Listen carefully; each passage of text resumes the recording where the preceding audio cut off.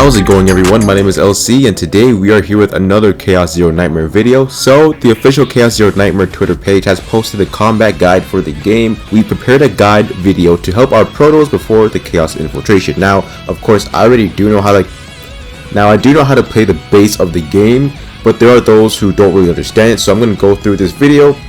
I'm sure they'll probably break it down too for everyone to understand, but I'll go through my perspective on how I went about it, and or if there are new things that come to light, I'll try my best to break that down in future videos too, and this one of course. But for the most part, it's just, I guess going over what the combat guide is like for, the official game that's set to release this week, and basically a day from when this video goes live. So again, it's very exciting, very, very huge. So without out the way, let's get this started. Let's make sure all the volume's down and everything. Yep, I knew it every time.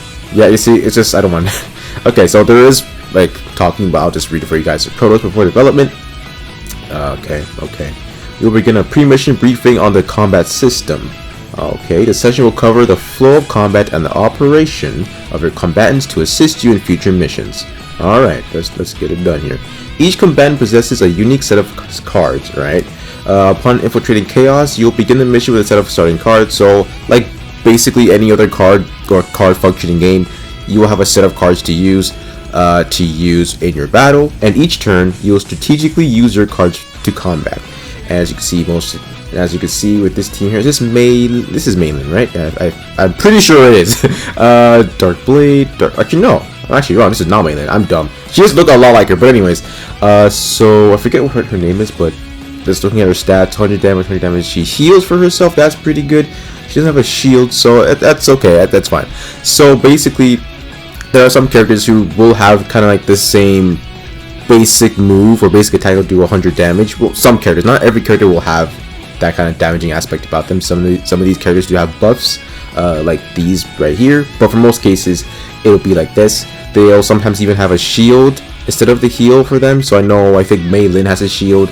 I think Reen also has one too, if I'm not mistaken. I think Magna has one as well. So it varies from character to character, but yeah, it's nice to know that there's actually healing parts of each character's or some characters' kits. Using cards and shuffling. Okay, it is crucial to choose and use cards that best suit the situation. Absolutely, I agree, because if you don't use the right card, it can seriously impact, well, depending on the match, but it can impact the way that the fight is going to go. So you really have to think about how you're going to approach using different cards and different strategies to win the overall game. It gets really cool, but you have to really plan it out. Using a card consumes AP. AP, basically energy or mana, depending on what game you play or how you understand these kind of games. You have a certain amount of mana, or I say mana so much times. But anyways, it's basically your energy. You have your deck right here. So seeing as how you have 3 AP or 3 mana, 3 energy, you can use 3 of these cards because they all cost 1. But let's say you had a card that costs 2 or even 3. Let's say you use the 3 card, you won't be able to go again because you use the card that has 3 energy or 3 AP, right? So just, a little food for thought there. Okay. Which partially recovers at the start of each turn? I cannot speak today. Jeez, speak or read, I can't do nothing.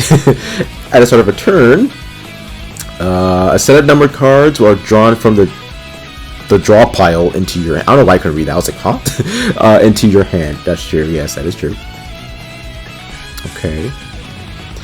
And use cards are sent to the discard pile at the end of the turn, right? Very true. When there are no more cards left to draw, the cards are shuffled into a new draw pile. See, now I actually didn't know that. These are just these are just there. But that's actually good to know, because it's you're not entirely done with those cards. They'll get reshuffled again. So that is good to know, right? However, cards played this turn and those remaining in your hand are not included when shuffled. Alright. That makes sense. Epiphany and card synergy. During Chaos Exploration, using a card imbued with Epiphany has a chance to trigger either Combatant Epiphany or Card Epiphany. Okay. Yes, the light bulb thing going on. I think I kind of skipped this part while I was doing it. You obtain one of the Combatant's unique cards, right? And then the cost will be reduced to 0 for 1 turn. When a card Epiphany is triggered, you can choose from one of 3 enhancement options. You transform the card into one or more powerful effect. There are some characters that really have a lot of benefits of using epiphanies, so just putting that out there. I forget who was this, this guy. He's gold. He's a skull face. He's really good with his epiphanies. I think he's really good. Depending on the order of combination cards used, synergies can be created. I think I knew that, but I didn't know how to do it. Granting additional effects such as, okay, and support abilities, nice. Ego points, alright. Ego points are the core resources needed to use ego skills, like so. So these are, I forget what these are called. I know, it's so bad. I should know, but like, I just forget, alright. But I think you can summon for these things too, but they're basically like, you know how Dragon Ball Legends has like supporters, or like Dokkan has like those film thingies. They're kind of like supporters in their own way. Like some of them can do damage, some of them can do like give shields, some of them can heal, or some of them can provide buffs, things like that. But along with this side, if you have enough points, you're actually able to use your ultimates along this side too. So again, another thing just to know about. But anyways, they accumulate spending AP, recovering from a breakdown, or as turns pass, right? Once enough points have been earned, you can activate an ego skill. You can use only once per combat, but combatants can use it again by recovering from a breakdown. That is true. That is true. Breakdowns are so. I hope they talk about that next, because I really like the breakdown system. It's really cool. These effects. Proto skill. Okay, that's fine. Protos possess a Proto skill. Okay. Undo. Oh, which allows him to directly intervene in combat. Did I know that? I feel like I don't know if I did. Nope. Learning about it now. Anyways, this skill is activated by consuming sands of time. Okay. Serves to support combatants' survival and manage critical situations. Oh wait, yeah, I didn't know about this. I just never really used it. Anticipated action. Okay. The monster's action information is displayed as icons beneath its action count. Through these icons, you can view the monster's action patterns, right? Such as powerful attack, constructive attack, why can I read today? Consecutive attack, or seal generation beforehand.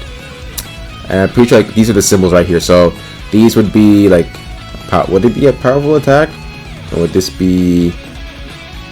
Would this be a shield generation? I could be wrong, but I think that might be what it is. I could be totally wrong, but like I'll see what it is. Each monster has a unique count, which decreases by 1 every time combatant uses a card.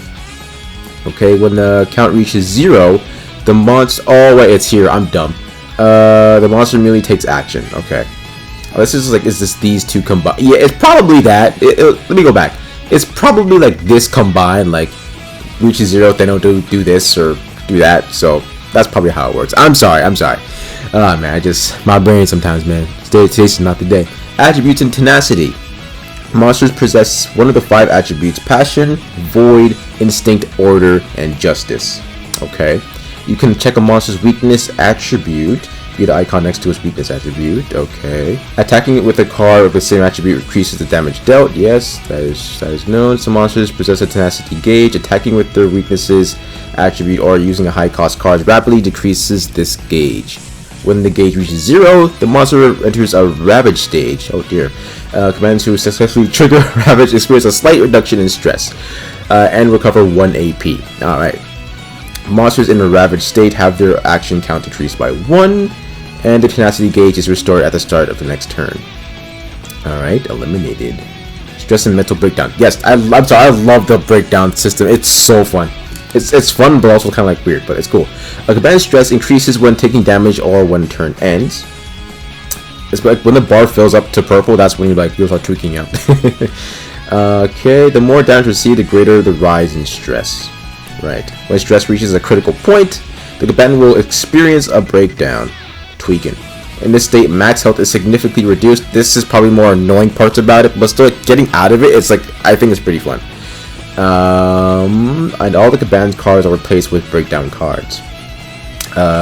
Playing the required number of character. Yeah. So like when you use the amount of cards used to break the spell, you break out of it. While in breakdown, ego skills cannot be used. It's unfortunate, what can you do? And recovery requires using 5 breakdown cards. Yeah. It's accurate to the game. Wait, did I miss a part? Hold on. Oh, there you go, yeah. Each time a combatant experiences a breakdown, the number of cards required for recovery increases by 1. Okay. Both stress and health are restored. The ego skill cost decreases and becomes immediately available for use. Yeah, that's what I was talking about earlier. Like, once you break out of the breakdown, you can just use your ego skill right away. So that's like a beneficial part from the breakdown is like, even though you're tweaking and like you lose health, once you get out of that, like you can use your skill just right away, right? There are also ways to manage or recover stress. If damage is completely blocked using shield, stress does not increase. And using heal skills recovers a certain amount of stress. True. This concludes the combat system briefing. We hope this briefing has helped you better understand each combatant's traits and the overall flow of battle. Okay. Chaos Zero Nightmare. Okay, alright. That is it for basically the video and this breakdown. So I hope I broke it down for you guys in the best way I could. The video basically just tells you how to do it itself, but like I'm just going off like my experience and how I went about it too. Everything's more or less the same. Basically, I don't think they really changed much about the combat system. I think it honestly worked too. Again, I really want to try the mental breakdown system once again. It's just super fun to get into. Again, it's not great when you're in a bad pickle, but like it's just fun because it's like no game really has a system like this. So it's just really cool to see and really like fun to like play around with. So with that being said, that's going to go ahead and do it for this video. Hope you guys enjoyed it. Let me know what you guys think of Chaos Zero Nightmare in the comment section below. Let me know what you guys think of this combat guide that they have posted, as well as let me know your excitement for the game releasing in basically a day. So we have that to look forward to. With that being said, my name is LC. Have an amazing day. God bless, and I'll catch you all in the next Chaos Zero Nightmare video.